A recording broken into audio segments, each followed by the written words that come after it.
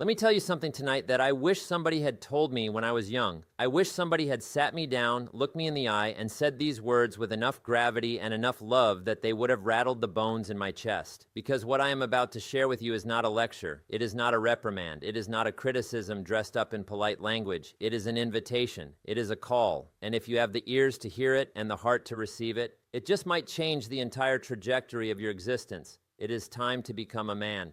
Now, I know what some of you are thinking. You are thinking, I am a man, and I understand that response completely. You have the age, you have the height, perhaps you have the beard and the calluses on your hands and the gray beginning to appear at your temples. You have the driver's license and maybe even a mortgage and children who call you by a name that still fills your chest with something you cannot quite describe.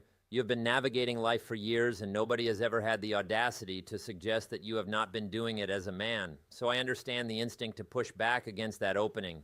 But let me ask you something that I want you to sit with, something I want you to carry home tonight and turn over in your mind the way you would turn over a stone to see what lies underneath it. I want you to consider this question with complete honesty, without the defense mechanisms that most of us have spent years constructing to protect ourselves from our own most searching assessments. Having the biology of a man and having the character of a man are two entirely different things. One happens to you by nature. The other you must build by choice. One is conferred on you by time. The other is earned day by day through the accumulation of deliberate decisions made in favor of what is right over what is easy. And that building, that deliberate and disciplined construction of who you are and who you intend to become, that is what I want to talk about tonight. That is the conversation I have been having with audiences for the better part of my career. And I will tell you something honestly, it never loses its urgency for me. Because every time I look out at a room full of people and I see someone shift in their seat, I see someone sit up a little straighter, I see something change in the quality of someone's attention, I am reminded that this message is not merely interesting. It is necessary. We are living in a time when the deliberate cultivation of genuine character has become almost a countercultural act. You see, I grew up on a farm in Idaho, and one of the first things you learn on a farm is that nothing of real value ever comes without labor. The soil does not produce abundance out of sentiment. The earth does not reward your good intentions or your wishes or your feelings about what you deserve. It rewards your work. The seasons do not adjust themselves to accommodate your comfort or your schedule or your mood. You adjust yourself to the seasons. And somewhere in that rhythm, somewhere in the discipline of planting and tending and harvesting and beginning the whole process again from the beginning, I started to understand something fundamental about what it means to be a human being living with intention rather than simply drifting through the years that are given to him.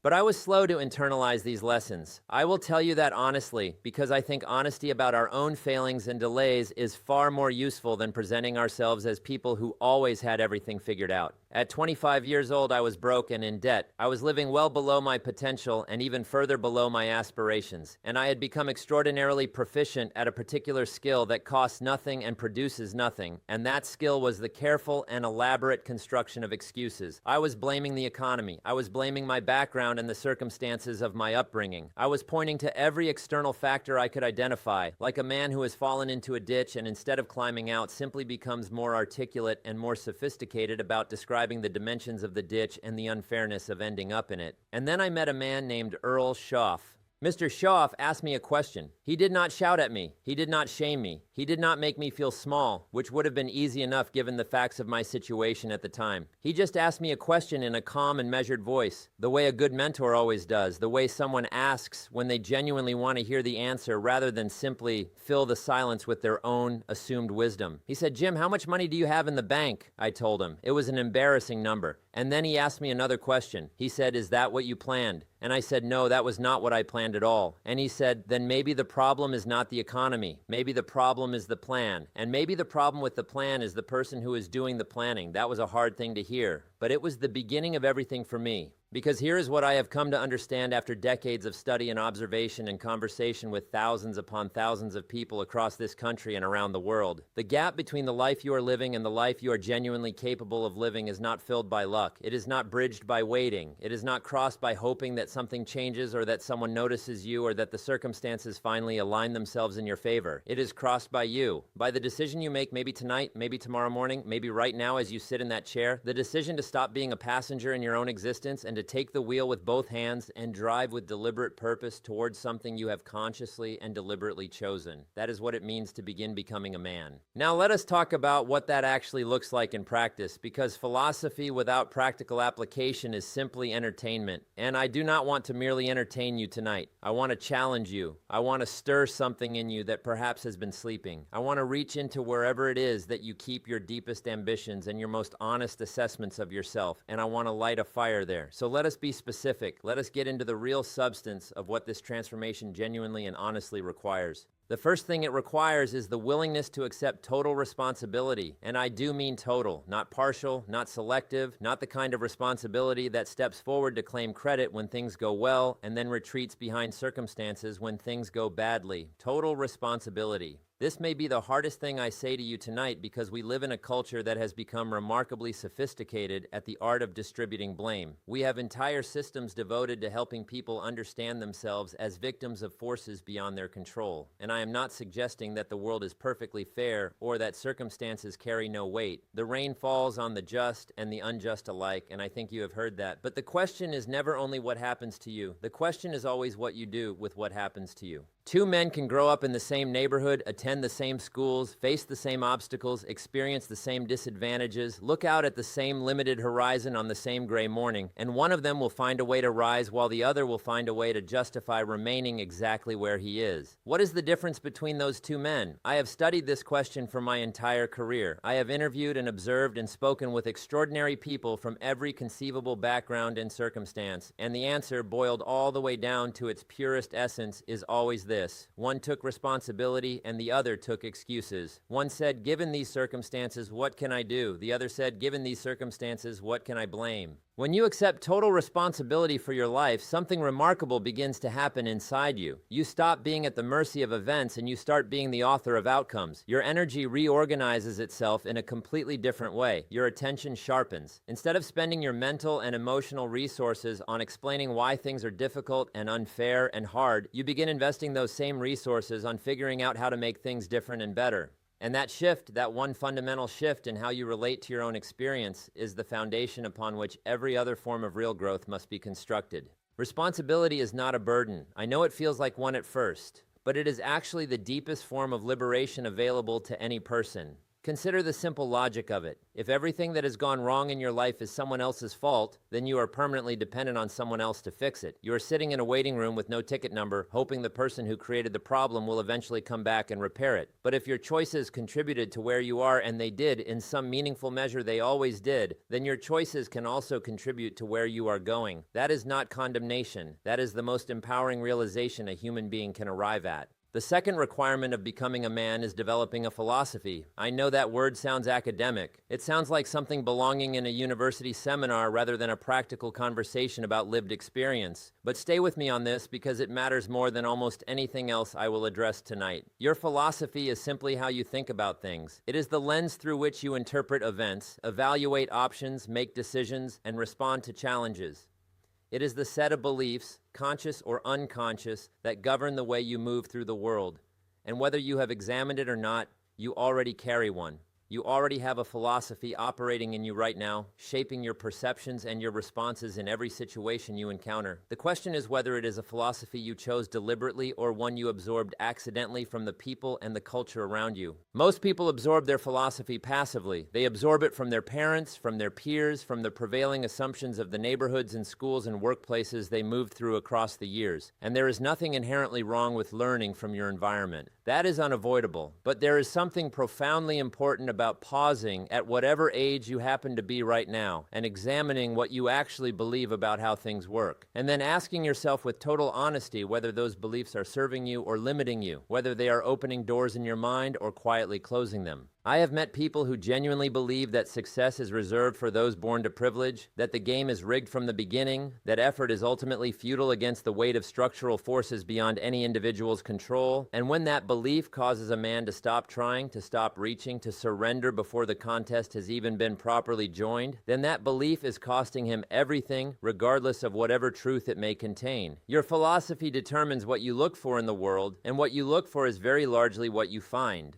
I have also met people who came from genuinely nothing, circumstances that would break your heart to hear described in detail, and yet they carried a philosophy that said the world rewards persistence, that character is forged in adversity, that no external condition can permanently define the trajectory of a person who refuses to accept that definition. Those people built extraordinary lives, same world, different philosophy, radically, completely different results. The third requirement is attitude, and I want to speak about it beyond the surface level, because this word has been trivialized by overuse into something almost meaningless. You hear it on motivational posters and in company meetings and in the half-hearted counsel of people who do not have anything more specific to offer. Your attitude is not a decoration you put on in the morning. It is not a performance you deliver for the benefit of others. It is an orientation of the whole person. It is the deep and habitual way in which you face the world. It is what other people sense about you before you have spoken a word, and it determines far more than most people realize what comes toward you in life and what passes you by entirely.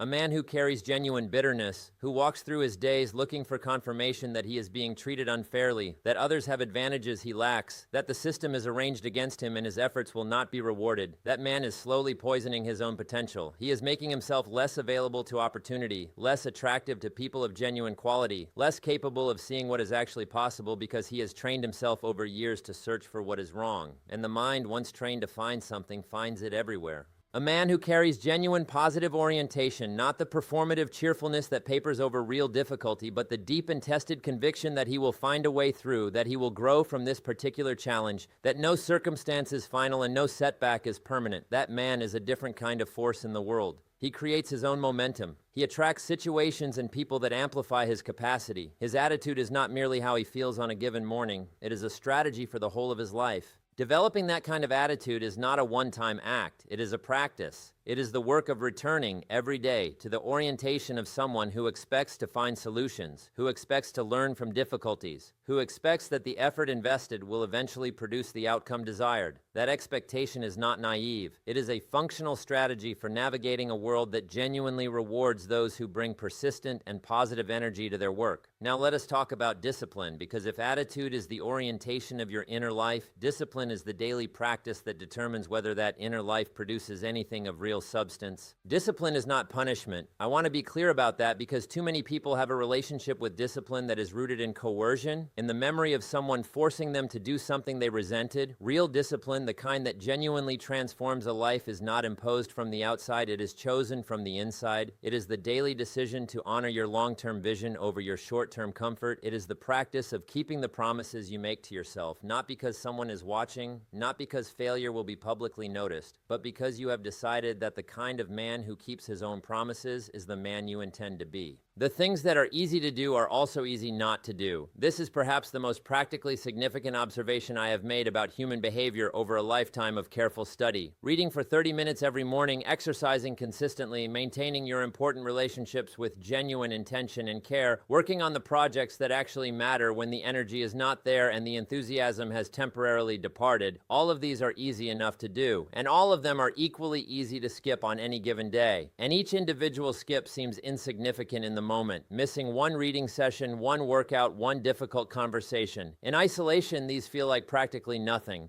But the man who consistently chooses comfort over discipline across months and then years is slowly constructing a smaller life than he intended and a weaker character than he deserved. Not through any dramatic catastrophic act, through the quiet daily surrender to what is easier over what is necessary. And neglect is the cruelest teacher because it does not announce its lessons until the test has already been graded. Here is what discipline looks like at its most powerful. It is not the dramatic grand gesture made in a moment of peak motivation. It is not the extreme measure taken when you are riding a wave of inspiration. It is the quiet, undramatic, consistent choice to do the necessary thing when the easier thing is right there available and inviting. That consistency, maintained across months and years and decades, produces results that appear to the outside world like extraordinary talent or unusually good fortune. What it actually is the compound interest of small right choices made when no one was watching and no one would have known the difference. Goals are the architecture of a purposeful life, and I want to address them with the specificity they deserve, because the way most people think about their goals is far too vague to be genuinely useful. Having a general sense that you want to do better, earn more, be healthier, have deeper relationships, these are orientations. They point in a direction, but they do not tell you where to go. They are like a compass without a destination. They feel like ambition, but they function more like daydreaming. A real goal is specific enough that you know unambiguously whether you have achieved it. It has a date attached to it. It has a measurement built into it. It has a plan of action. That specificity is not bureaucratic pedantry. It is the difference between a ship that has coordinates and a ship that is simply out on the water moving in some general direction and hoping to arrive somewhere worth being. But the dimension of goal setting that most people miss entirely is the why behind the goal,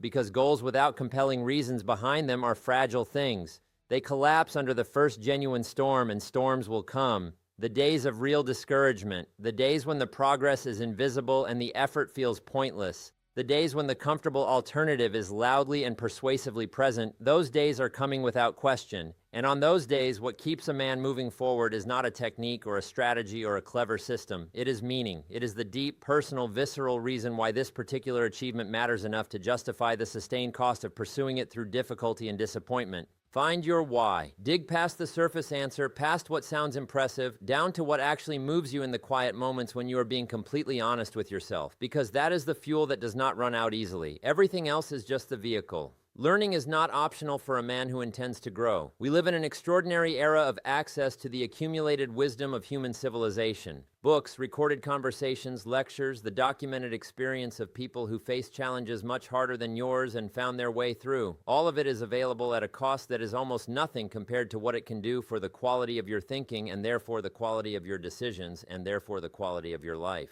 The man who reads with genuine appetite is acquiring leverage. He is borrowing the experience of people who paid a very high price to learn things that he can absorb in an evening. Every field you care about, every challenge you are currently navigating, every aspiration you carry, someone has already traveled similar territory and left detailed notes. You would be extraordinary to choose not to read those notes before setting out. I have carried a book everywhere I have gone for the better part of my adult life, not to perform intellectualism, not to impress anyone, because I am genuinely hungry for ideas, because I have found repeatedly and without exception across decades of reading that the right idea at the right moment has the power to change the direction of a life. And I never know in advance which idea that will be, which page it will be on, which author will deliver it. So I keep reading every day as a practice and a commitment and a genuine pleasure. The people you associate with are the human equivalent of the books you read. They are inputs. They shape your vocabulary, your standards, your sense of what is normal and what is achievable. The man who spends his primary hours with people who are ambitious, honest, growing, building, who speak about possibilities rather than grievances, that man is being influenced in the direction he wants to travel. The man surrounded by people who are resigned and cynical and comfortable with mediocrity is being influenced in the opposite direction, regardless of his own intentions. Association has gravity. Choose your closest associates with at least as much care as you choose your investments, because in the long run, they will produce returns of equal significance. On your relationships, let me say something direct. The quality of your relationships is the quality of your life. Not one factor among many, not an important variable alongside achievement and wealth and health. The quality of your relationships is the quality of your life. Full stop. A man who has built wealth and recognition and accomplishment but whose relationships are hollow or broken or dishonest will feel poor in the ways that matter most, regardless of what he has accumulated. Become reliable. Do what you say you will do when you said you would do it to the standard you implied. Not when it is convenient, not when you feel like it. Reliably, consistently, as a function of your character rather than your mood. A man whose word means something is rare, and people organize their lives around such men the way they organize their navigation around reliable landmarks. Being that man is an extraordinary thing. Be honest in a way that comes from genuine care rather than from the desire to wound or establish dominance. The honesty that builds relationships is the honesty that says, I respect you enough to tell you what is actually true, even when the truth is uncomfortable, because I know that a relationship built on comfortable falsehoods is eventually a relationship built on nothing. Be present with the people who matter to you. Actually present, not merely physically in the room while your attention is scattered across concerns that could wait. The man who is habitually half present is slowly teaching the people around him that they are not worth his full attention. Children learn that lesson with particular speed and remember it for a long time. Your family deserves the best version of you. Your children are observing everything, not the carefully curated version of you that appears in your best moments. Everything. They are watching how you respond when things go wrong, whether you keep the promises you make, how you treat your partner, whether you do the work when the work is difficult, and they are forming from all of that accumulated observation their understanding of what a man looks like. What you show them, they will carry. Failure. Let me address it directly because the fear of it is suppressing the potential of far too many men. Here is the truth as plainly as I know how to state it. You cannot build anything of genuine significance without experiencing significant failure. The two are inseparable. The question is not whether you will fail. The question is whether you will fail forward, whether you will extract the lesson and make the adjustment and return to the attempt, or whether you will allow failure to be the last chapter. Failure is feedback. It is information dressed in painful clothing. It tells you what does not work, which brings you measurably closer to what does. Every builder in every field will tell you the same story if you ask honestly. I failed many times. The failing was not incidental to the eventual success. It was the education through which the success became possible. The failures were tuition paid to the school of real experience, and no university can teach what that school teaches. The fear of failure is more devastating than failure itself, because failure at least leaves you with experience and knowledge and the earned respect of someone who actually tried. The fear of failure leaves you with nothing, not defeat, but also not effort, not the pain of coming up short, but also not the deep satisfaction of having genuinely attempted something difficult, and the accumulated weight of all the things you never attempted because the possibility of failure felt too threatening. That weight becomes very heavy over the years. So reframe your relationship with failure. Do not celebrate it. Do not court it unnecessarily, but stop being afraid of it in a way that is making you smaller than you should be and slower than your potential demands. Take the swing, make the attempt, start the thing. Because even if it falls short, even if it costs you something and leaves a mark, you will have learned something that cannot be taught any other way. You will have grown in a direction that comfort and avoidance cannot produce. Courage in this context is not the absence of fear. It is acting in accordance with your commitments in spite of the fear you feel. It is making the call while your hand is shaking. It is starting the venture while the doubt is loudly present. It is having the conversation you have been avoiding while part of you desperately wants to continue avoiding it.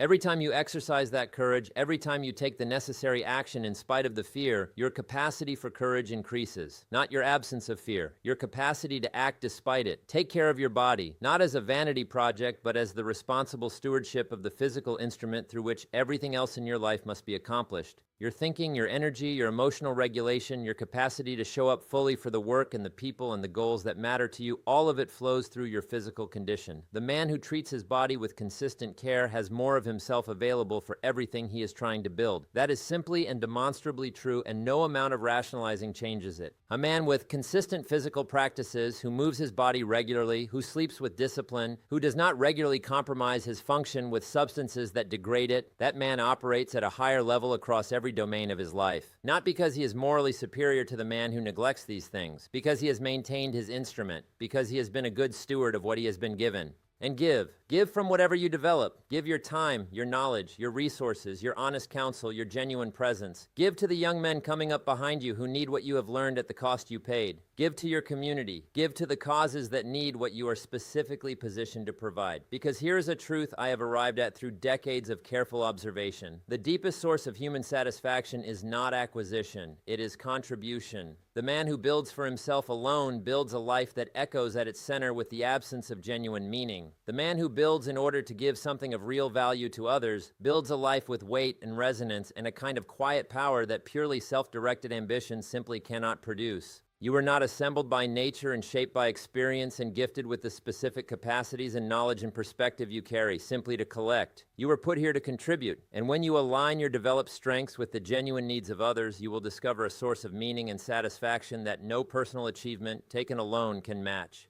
Let me also talk to you about something that does not get discussed enough in conversations about personal development, and that is the matter of your word, specifically the word you give to yourself, because most of us understand the importance of keeping our word to other people. We understand that reliability and follow-through are the foundations of trust in our external relationships. But we are often far less careful about the promises we make to ourselves, the commitments we establish in private, the standards we set for our own behavior when no one else is present to observe whether we honor them or quietly abandon them.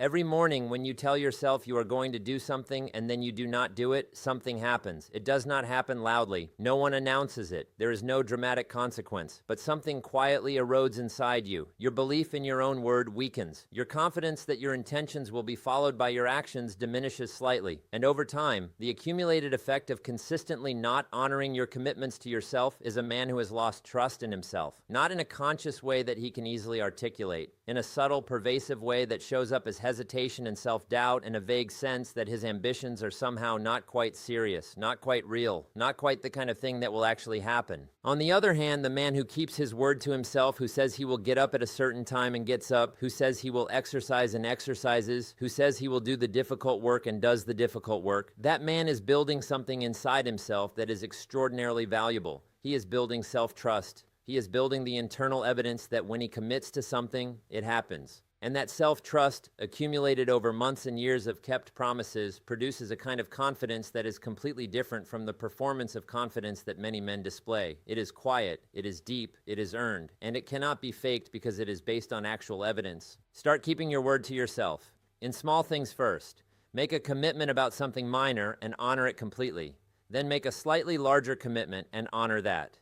The practice builds on itself. Your self-trust deepens. Your belief in your own capacity to follow through expands, and eventually you reach a state where you can make significant commitments to yourself and approach them with the confidence of a man who has demonstrated repeatedly and across years that he does what he says he will do. I want to speak now about the relationship between a man and his time, because time is the one truly non-renewable resource any of us possesses. Every other resource, money, energy, knowledge, relationships, can be recovered or rebuilt if lost. Time spent cannot be recovered. The hour that passes while you are engaged in something that does not serve your goals or reflect your values is gone entirely, not stored somewhere for later, gone. Most men dramatically underestimate how much time they actually have available to them and equally dramatically overestimate how much of that time they are using well. Here is a simple test. Take any 2-hour period of your typical evening and honestly account for what happened in it. What did you actually do with those 2 hours? If you are honest, you will often find that a significant portion of them was consumed by activity that produced nothing of value, that moved nothing forward, that contributed nothing to the life you say you want to build. Now, I am not suggesting that rest is wasteful. I am not suggesting that leisure has no place in a well-constructed life. Rest is necessary. Leisure is meaningful. Relationships require time that is not structured around productivity. I understand all of this. But there is a significant difference between genuine, chosen, restorative leisure and the passive, habitual consumption of distraction that constitutes most people's evenings. One genuinely serves your well-being. The other merely fills the hours until the day ends. The man who becomes intentional about his time, who begins to make conscious choices about how his hours are allocated, who protects the time he has designated for his most important work with the seriousness of someone who understands what is at stake, that man discovers that he has far more capacity than he believed. He finds that consistent daily investment of even 1 or 2 high-quality hours towards something that genuinely matters to him produces remarkable results over months and years. Become conscious of your time. Treat it as the finite, irreplaceable thing it is. Allocate it with something approaching the care you would give to any other significant resource. And watch what happens when you begin directing consistent, focused time toward the development of your most important capabilities and the pursuit of your most meaningful goals.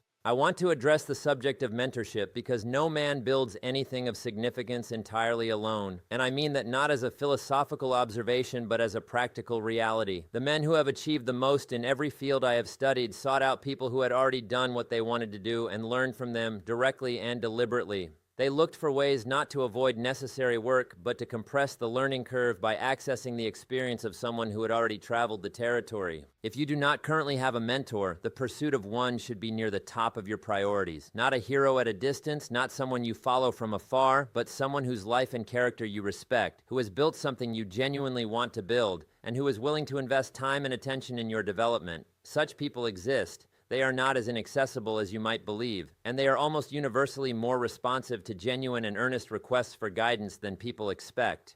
What do you offer a mentor in return? Your seriousness. your follow-through, your willingness to actually implement what they share with you rather than simply collecting advice and leaving it unrealized. The greatest gift you can give to someone who has invested in your development is to actually do something with what they gave you, to show them that the time they spent was not wasted. That is how you honor a mentor, and that is how you ensure the relationship continues and deepens. And one day, when you have built something worth passing on, you become the mentor to someone else. You close the circle. You take what was given to you and you give it forward. And in doing so, you discover that teaching is one of the most powerful forms of learning, that in trying to articulate what you know and how you got from there to here, you understand your own experience more deeply than you did before. There's one more thing I want to talk about, and that is the subject of your inner life. Because a man who is strong in all the external dimensions, who is disciplined and goal-oriented and reliable and productive and physically healthy, but who neglects the development of his inner life, is a man who is building on sand. Eventually, the foundation reveals its weakness. By your inner life, I mean the quality of your thinking, the habits of your mind, the way you talk to yourself in the private hours, the beliefs you carry about your own worth and your own capacity and your own right to pursue the life you want. Many men carry inner narratives that are profoundly self-limiting, narratives absorbed in childhood and never examined, never challenged, never replaced with something more accurate and more useful. Narratives that say you are not quite enough, not quite smart enough, not quite good enough, not quite the kind of person to whom extraordinary things happen. Those narratives are not the truth about you. They are old recordings, and old recordings can be replaced with new ones if you are willing to do the work of examining what you actually believe about yourself, the work of challenging the beliefs that do not serve you, the work of deliberately constructing a more accurate and more generous self-concept, one that acknowledges your genuine limitations without being defined by them, one that recognizes your genuine capacities without being imprisoned by false modesty, one that permits you to reach for what you are actually capable of without the constant drag of unfounded self-doubt. Take your inner life seriously. Feed it with the right material. Read the books that elevate your thinking. Seek out the conversations that sharpen your perspective. Develop the habit of examining your own thoughts rather than simply living inside them, asking whether what you believe is actually true, whether the story you are telling yourself about your situation and your potential and your future is the most useful and accurate story available to you. The man who does that work, who tends to the quality of his inner life with the same care and consistency he brings to his physical health and his external goals and his professional development, that man is building something that runs deep. That man is building a foundation that will hold even when the storms come, and the storms will come. Not because they are punishment, but because they are part of life, and a life well constructed does not collapse in the storms. It is refined by them. I want to talk about the nature of work because the relationship a man has with his work is one of the most defining things about him. And I do not mean the job he holds or the title he carries. I mean the deep orientation he brings to whatever he does, whether he brings his full self to the work or only a portion of it, whether he takes pride in what he produces or simply collects a wage for time traded, whether he approaches his work as a craftsman approaches his craft with the understanding that the quality of what he produces is a direct reflection of the quality of his character, or whether he treats it as something to be gotten through with minimum effort.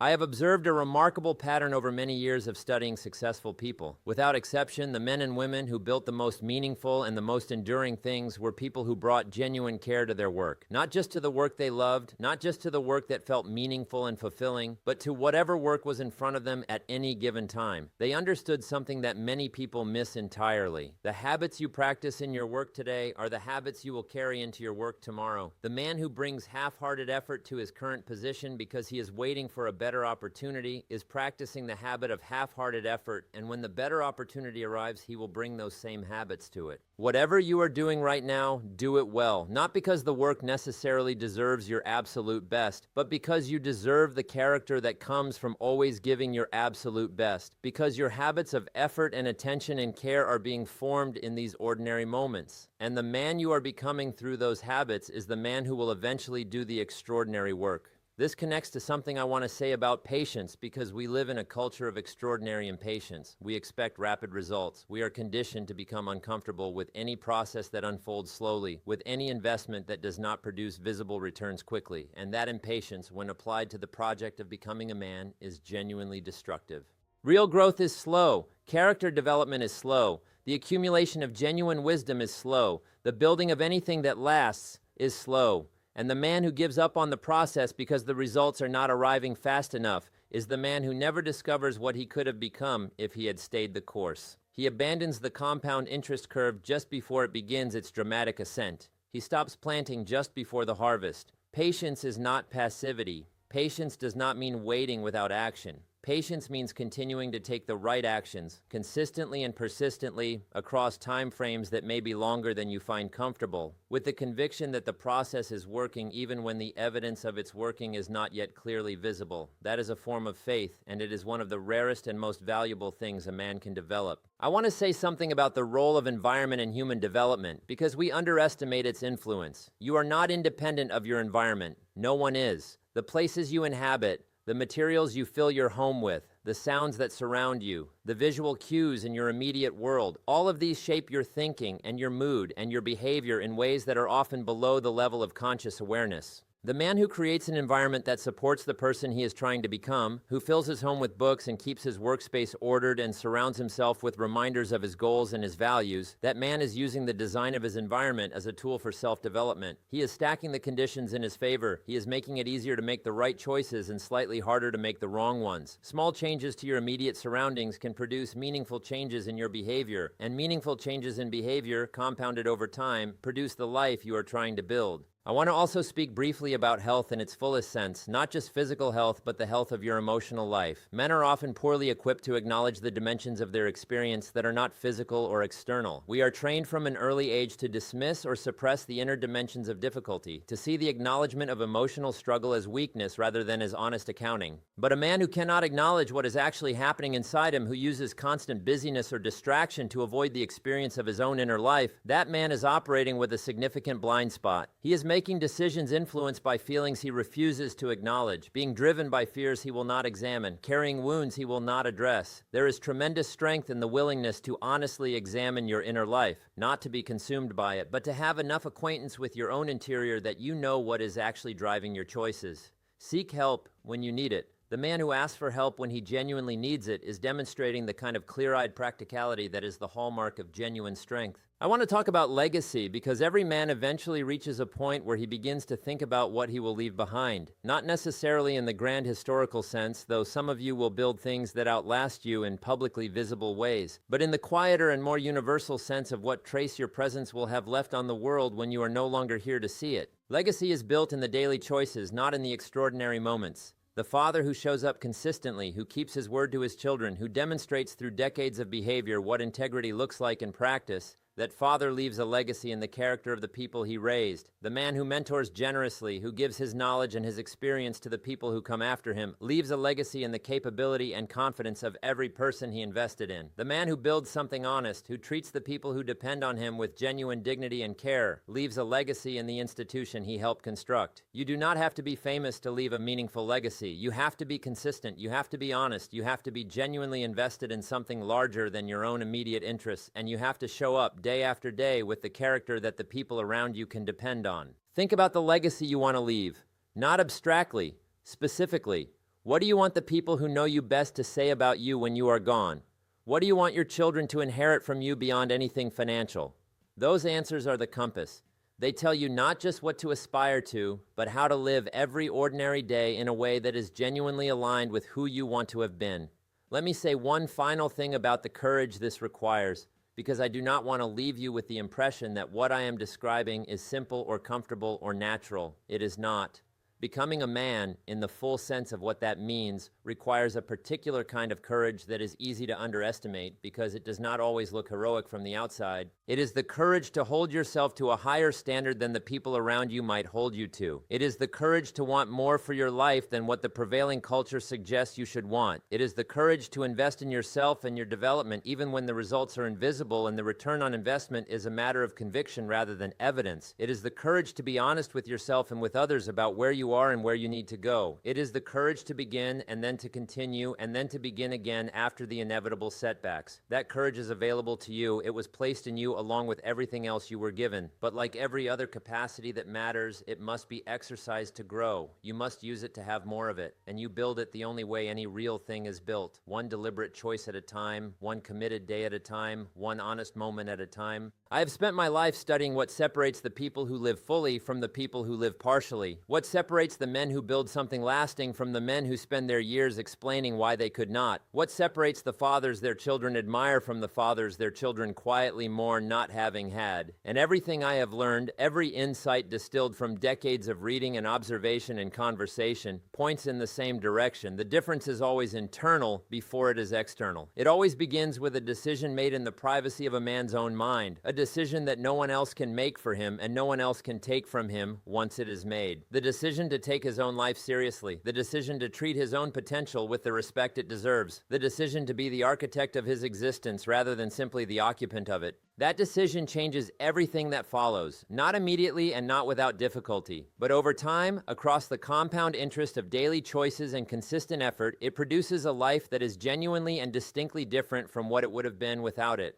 A life with more depth and more integrity and more genuine satisfaction. A life that has been lived rather than merely endured. A life that the man who lived it can reflect on with something approaching real pride, not because everything went perfectly, but because he showed up honestly and fully for the work of becoming. Now let me bring all of this together, because I want the closing of this evening to carry the full weight it deserves. You are not here tonight by accident. Something in you was ready to hear something that another part of you has perhaps been avoiding. Something in you wants more than what you have been settling for. Something in you recognizes, when you are being completely honest with yourself, that the distance between the life you are living and the life you are genuinely capable of living is a distance that your choices helped create and that your choices can therefore help close. That recognition is not comfortable. It is designed to be uncomfortable. Comfort in the presence of unrealized potential is not a gift. It is a trap. The man who has made peace with living below his genuine capacity is a man who has chosen a kind of failure that does not look like failure from the outside. It looks, in fact, like ordinary, perfectly acceptable life. But he knows. In the honest hours, in the quiet moments when pretense drops away, he knows what he is capable of, and he knows how far short he has settled. And that knowledge, carried year after year without being acted upon, eventually becomes its own kind of suffering. What would your life look like if you operated at the full measure of what you are genuinely capable of? Not a version scaled back by your doubts or tempered by your fears or adjusted downward to match the expectations of people who are themselves living below their own capacity. Your actual full measure. The one you catch a glimpse of in your most honest moments when you allow yourself to imagine what might be possible if you stopped making the excuses and started making the choices. What would that life look like? What work would you do? What kind of man would you carry yourself as? What would your children see when they looked at you? What would your community receive because of your presence in it? What would you leave behind when you are no longer here? That vision is not fantasy. It is direction. It is the North Star by which your daily choices should navigate. And every choice you make, every morning you get up and do the work, every moment you choose discipline over indulgence and honesty over avoidance and courage over comfort, you are walking toward that vision. The steps may be small and the progress may be invisible on any given day, but small steps taken consistently in the right direction across years cover extraordinary distances. The path is not always clear. There will be seasons when the fog is thick and the direction is uncertain and the effort seems to produce nothing you can measure or verify. Those seasons are not evidence that the path does not exist. They are evidence that you are in territory you have not navigated before, which means you are growing, which means you are exactly where a man on a worthy journey should expect to find himself sometimes. In those seasons, you fall back on the fundamentals. You keep the daily disciplines that you established in the clearer times. You keep the promises you made to yourself when your resolve was stronger and your purpose was more vivid. You keep showing up, keep learning, keep doing the work. And eventually the fog lifts and you discover that you covered ground you did not know you were covering, and you are further along than you realized. The world is full of men who started with tremendous promise and allowed that promise to erode through the accumulation of small compromises, who stopped reading and started drifting, who let their goals become hazy and their standards fall and their relationships deteriorate through inattention, not through any single catastrophic act, through daily surrenders to what was easier over what was necessary. And then there are men, fewer in number but absolutely present in the world, and you have met some of them, and something about them commands your attention even when you cannot immediately articulate why. Men who seem to grow more capable with every year, more settled in their character, more clear about who they are and what they stand for, more at peace with themselves even as they continue to press against the limits of their capacity.